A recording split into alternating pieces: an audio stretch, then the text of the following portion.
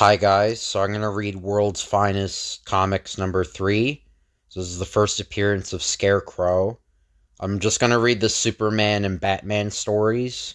I'll read the Zatara and Sandman and the other stories some other time. But this will be in the Superman and Batman playlist and the 1940s DC Comics playlist. So the cover is like Batman, Robin, and Superman. They're playing baseball.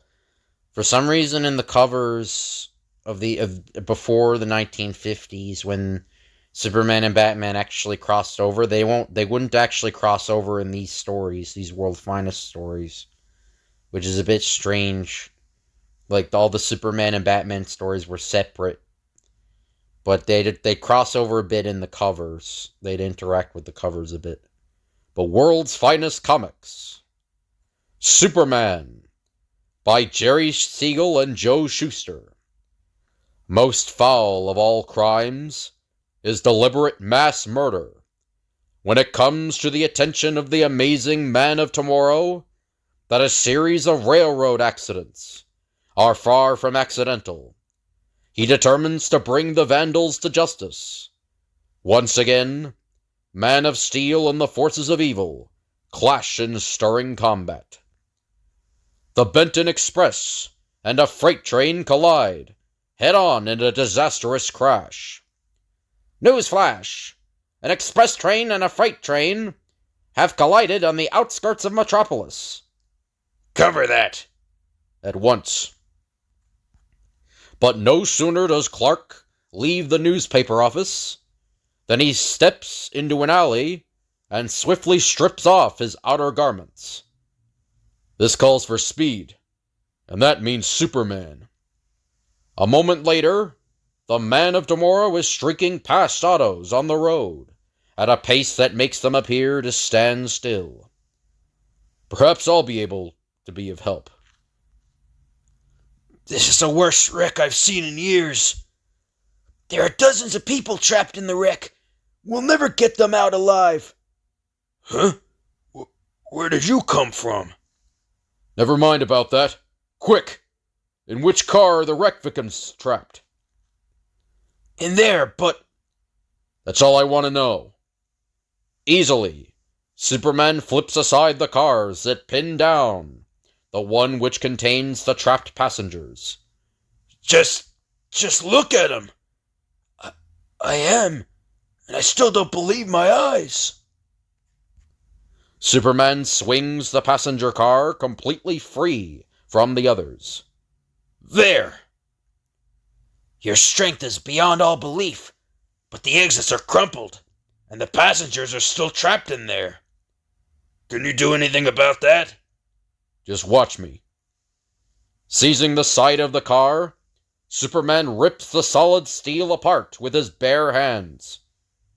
It's not as difficult as it looks. Gosh! Wait! You're entitled to some reward for this. I'm not interested in glory. I've done my part. Now you do yours. Take care of those injured people. A short distance away, the man of tomorrow changes back to his identity as Clark Kent. Now to get some facts for my article. Shortly after... It looks as though several sections of track were deliberately removed. What are you up to? I'm from the Daily Planet. A reporter, eh? Throw him out! And stay out! You can't do this to the press! But we are! You'll print only what the company wants you to! Later, at the Daily Planet, manhandle me, will they? I'll write an article that'll burn their ears off. An interesting article, Clark. But I'm afraid I can't print it. Railroad accidents are regrettable, but sometimes they can't be helped. In this case, the accident might have been averted had the railway management not been so slack. What's that? Another Garth and Cole's train accident. I'm calling from the telephone booth near the scene of the wreck. I never seen such utter destruction. I've changed my mind. That article will appear in print after all. No sooner is the article set up in type that the giant presses start rolling. And minutes later, extras are on sale. Mr. Grant Douglas to see you, Chief. Douglas?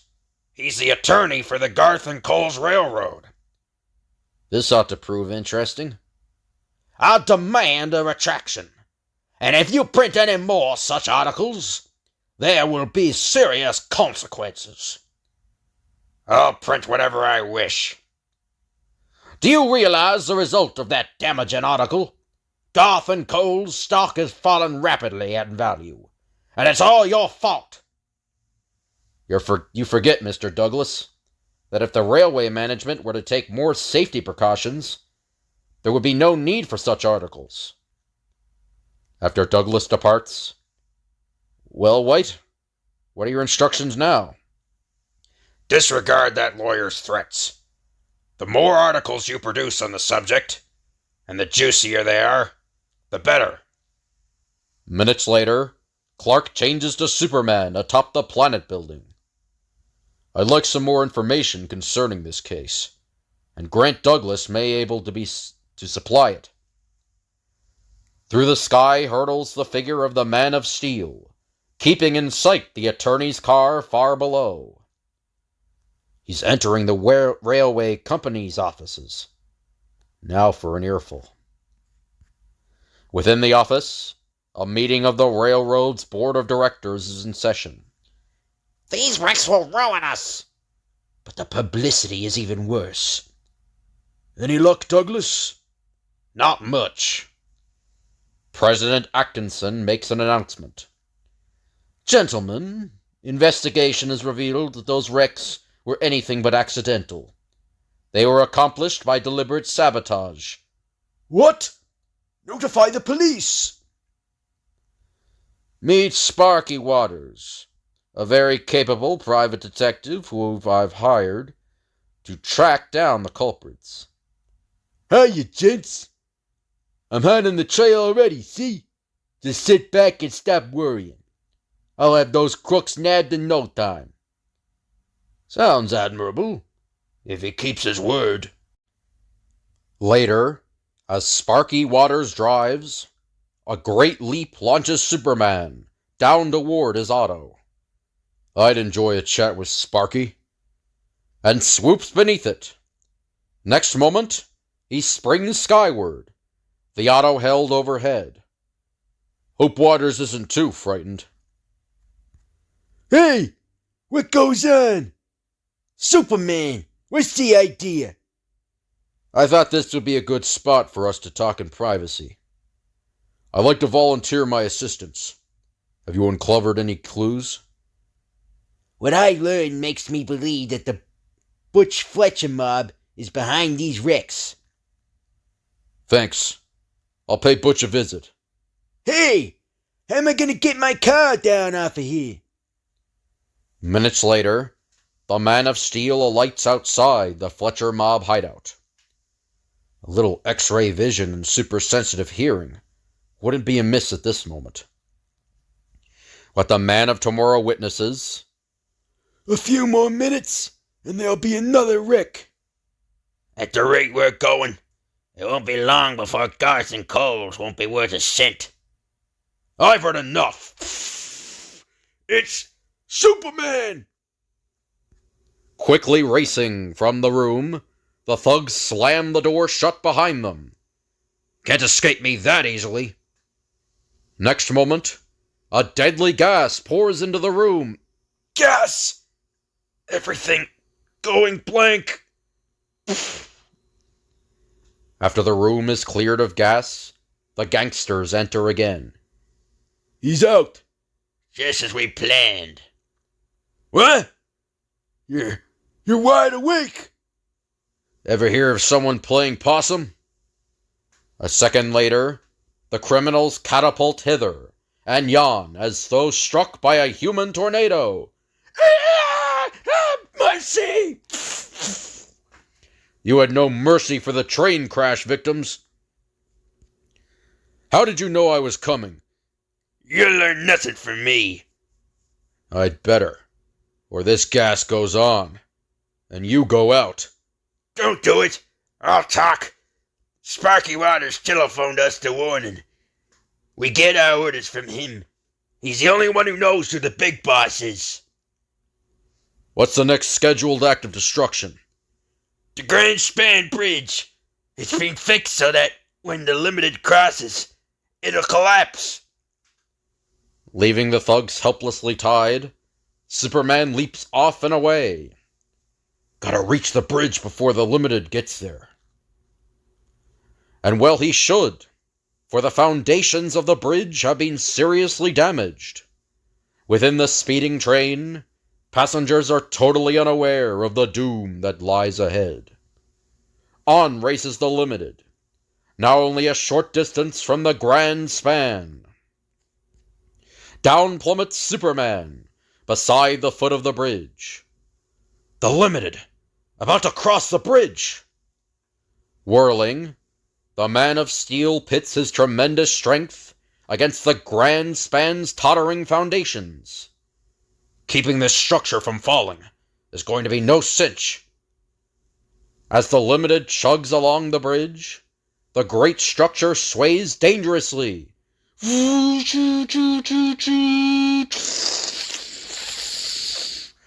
Suddenly, the mighty bridge collapses upon Superman. I've lost! The Man of Steel burrows himself free from the debris. Up there! The Limited has reached the other side of the bridge, just in time to escape destruction. Just think how narrowly we escaped death. I'll send on a message at once to stop all trains headed toward the bridge. And now, to square accounts with a certain double-crossing worm named Sparky Waters. Shortly after, Superman streaks in through the window of Sparky's office. This is going to be a pleasure. The office is empty. But what's this? A memorandum to meet Thornton Bigsby at about this time. Bigsby is one of the most powerful industrialists in the nation. What connection could he have with Waters? Meanwhile, in the sumptuous mansion of Thornton Bigsby, Superman became interested in your, activities, but I arranged to have him taken care of. You have done well, Waters. Neat scheme you have. First you ruin the reputation of Gotham Coals, so that its stock drops to a low level. Then you buy control of the company for a song. Without you to supervise the strong-arm tactics, I'd never have been successful.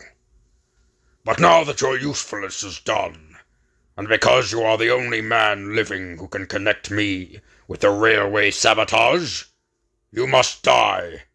No, boss! I'll never squeal on you! Don't shoot! And that finishes you. I'll dispose of your body permanently later. Sparky, thrown out the window. Plummeting down after the falling figure, Superman catches it. So the partners in crime have fallen out, eh? 1 minute later, Superman! But I thought... You thought wrong. I'm alive, and very much capable of wringing your craven neck. I've killed one man today. I can kill another. Perhaps. Unanimously, the deadly pellets ping off Superman's super tough skin. Why not try a pea shooter? It might be more effective. And now you're going to get the fate you deserve, but legally, in a court of law. I'll never be convicted. Sparky was the only one who could have supplied damaging testimony against me, and he's dead. That is open to conjecture. I heard everything he said. You see, Sparky is severely wounded, but still alive. Don't testify against me. I'll pay you anything. This time I can't be bought off. It'll give me the greatest pleasure to see you convicted. The industrialist raises a pill to his mouth. You'll never get me alive! That's what you think. You're going to pay the full penalty for your crime. Police, you'll find customers awaiting you at Thornton Bigsby's mansion and at Butch Fletcher's hideout. Later, at the Daily Planet. Nice job. Even the railroad people are pleased at your complete expose of Bigsby's plot. More important to me is that those cold-blooded mass murderers got what was coming to them. And that's the end of the Superman story. So now Batman. Batman with Robin. Across the Batman's horizon moves a new and terrible figure. A fantastic figure of burlap and straw, with a brain cunning and distorted. Who is this figure whose very ludicrous appearance inspires fear, symbolizes fear, fear incarnate, fear walking the streets of Gotham City? It is that most terrible, most bizarre of all criminals, the criminal all will learn to fear and call the Scarecrow. Like a real scarecrow, he looms bold and frightening, scaring the fluttering inhabitants of the city. Yet, from the flock rise the winged, cloaked Batman and Robin to challenge and combat the eerie power of the Scarecrow. Very often, an incident in childhood suggests the sort of person that child will be when he has grown up. Such was the case with Jonathan Crane. As a small boy, Jonathan Crane liked to frighten birds. When Jonathan Crane grew up, he became a teacher of psychology in a university, and this is where we find him today. Gentlemen, this term we study the psychology of fear. Fear. That nameless dread that grips a person when thoughts of terror run through his mind. Notice this gun. Should I point it at you, you would be afraid. But you would be more afraid if I did this. Now, you see what the gun can do. It can destroy. Before, you only guessed what it could do. Now that you have seen, you are even more afraid. Simple psychology, gentlemen. After the class is over, Crane nears some other professors. You're coming to the party I'm giving tonight. Don't forget. All except one, eh? He looks so shabby in those old clothes. Positively weird. He earns the same salary we do. Why doesn't he buy some decent clothes? He spends every cent he earns to buy new books. Poor Crane. He looks like a scarecrow in those clothes. He certainly is a queer fellow. And later, in his home, Crane ponders. The fools. Do they think I would give up my precious books just to buy clothes? Bah! They think I'm queer and I look like a scarecrow. A scarecrow. They judge human values by money. If I had money, they'd respect me, and I could buy more books. Yes, if I only had money. Lots of money. The next day at class, take the example of the protection racket worked by the gangster. He wants money, so he makes people pay him. And how does he do it? He makes people afraid. Afraid so that they pay him. Yes, he makes them afraid. Afraid.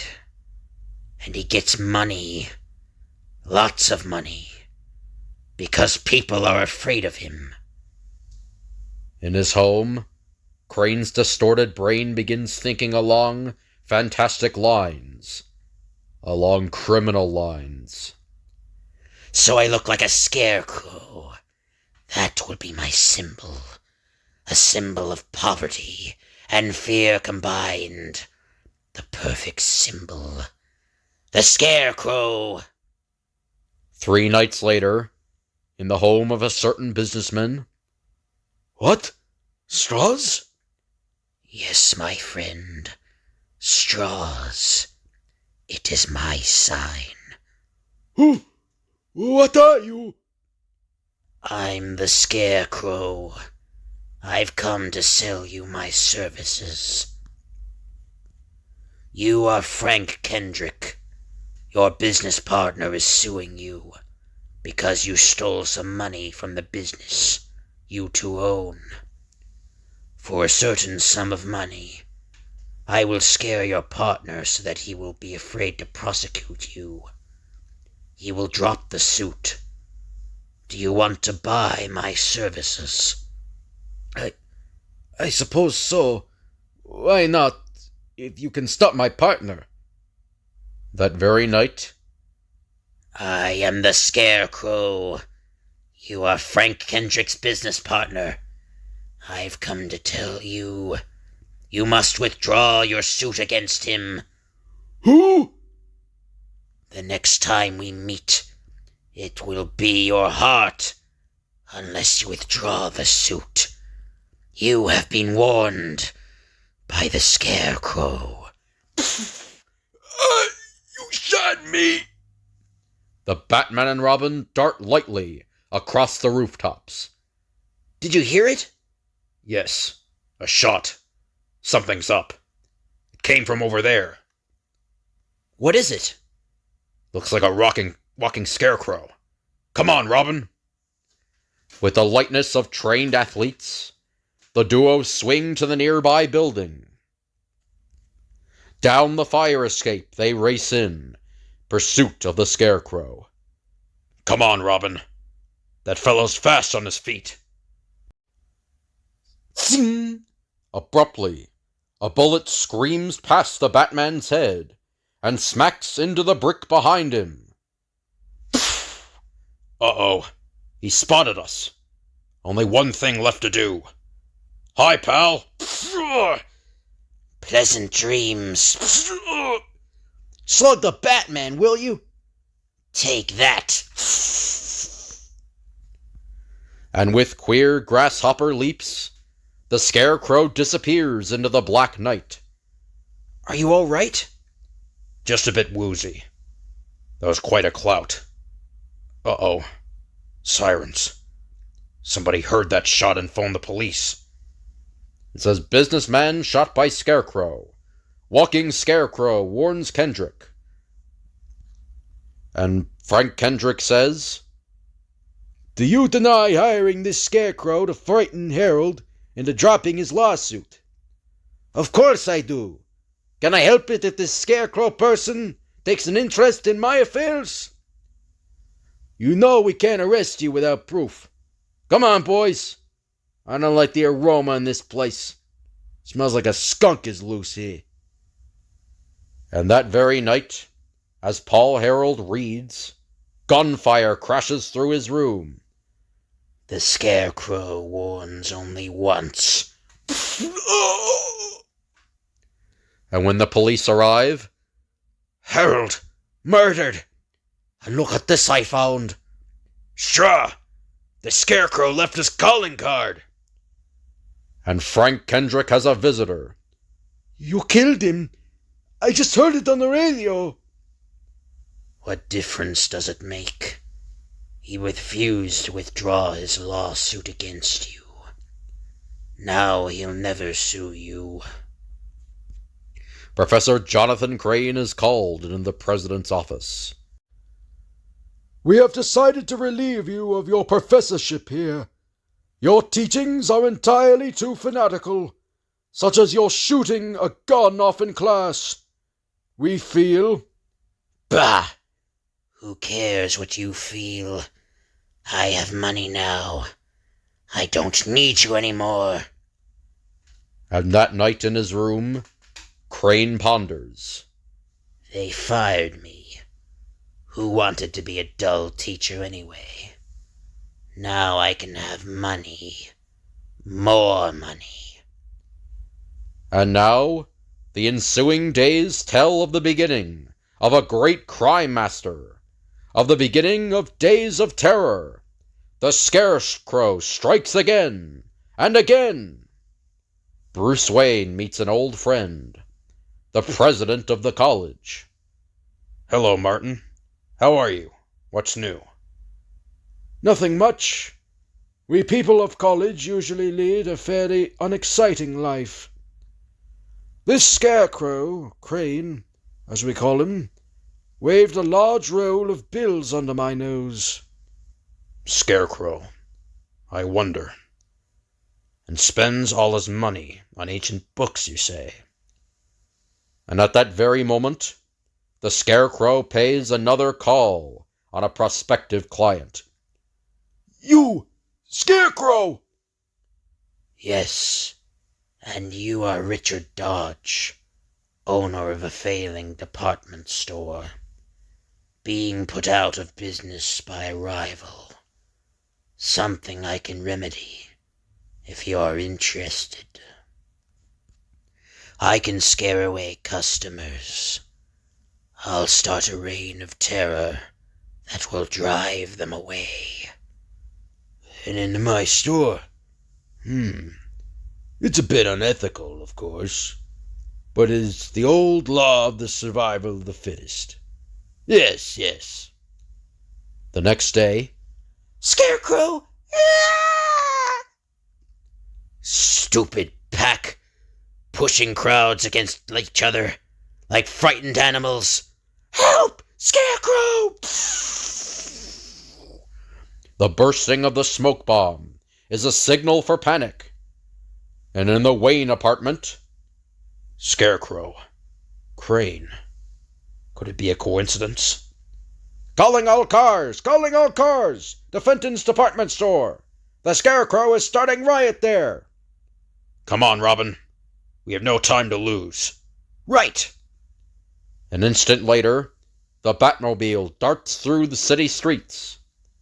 After parking their car, they race over rooftops. If we go in this way, by the roof of the store, we won't be seen. Toward the center of confusion, race the Batman and Robin to the Scarecrow. Hi, ugly. You missed. Strike one. Stupid clod. Not nice calling people names. Down the slippery length of the counter spins the Scarecrow, the Batman racing to meet him. Pleased to meet you. Blundering fool. Do you think you can take me so easily? Sorry, but you're making a mistake. Meanwhile, Robin finds himself in trouble. Stop him! You are going to die, Batman. Hey! I've got to stop that maniac! From the rack in the sports department, Robin seizes a bowling ball and... Set him up in the next alley. The Scarecrow recovers swiftly and scrambles to his feet. His hand digs into a pocket, and... I'll finish you with this bomb. Again, Robin makes use of the sports department. I hope my aim is good. It better be. Bullseye! It looks like our sawdust friend has given up us the slip again. Hold your fire, men. It's the Batman and Robin. You're too late, Sergeant.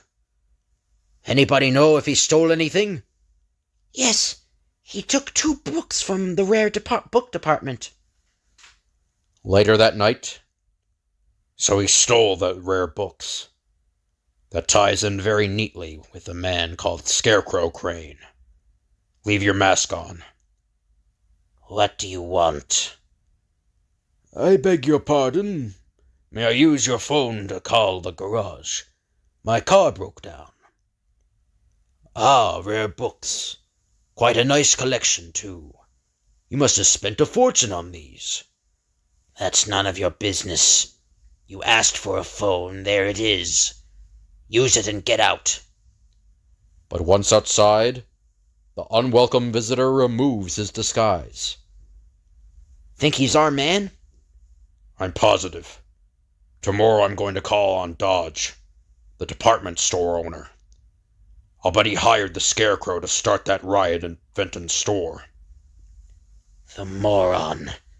To think he would fool me with such an obvious disguise. Try to question Dodge, will he?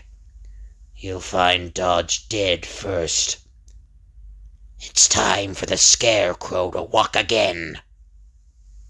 As the Scarecrow steps out, a voice floats mockingly toward him from the shadows. Now for... Who's there? The Batman, pal. I knew if I talked loud enough, you'd make a dumb move. Now I have proof you are the Scarecrow. Trick me, will you? Down, Robin, down! With his queer grasshopper leaps, the Scarecrow bounds and springs away, the dynamic duo in full pursuit. He's going into that playground. Now this will be a nice trick if it works. Out springs the boy wonder. It's that meddlesome boy again. But the Scarecrow's bony, knotted fist smashes him full into the face. You have to be quicker than that. Drop that gun. I'll finish you first, then your pal. But the Scarecrow is too intent upon evil to note the still flying swing, and... As the Scarecrow reaches for his fallen gun, the Batman leaps. A shot blasts past the Batman's face as they lock in a terrible struggle.